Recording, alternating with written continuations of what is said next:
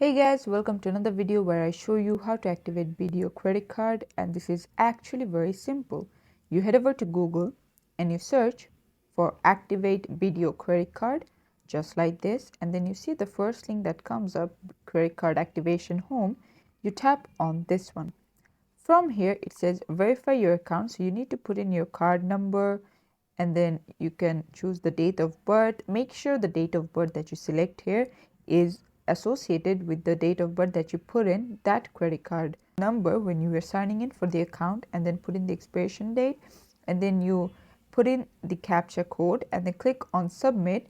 And if this things is too much complicated for you, you could just call their contact number, as you can see, this one or this one, and then let them know that, hey, I want to activate my credit card, what should I do? And they'll guide you through. And there you go, this is how you can do it. Thanks for watching. Please leave a like and subscribe for more tutorials like this, and I'll see you guys in the next one.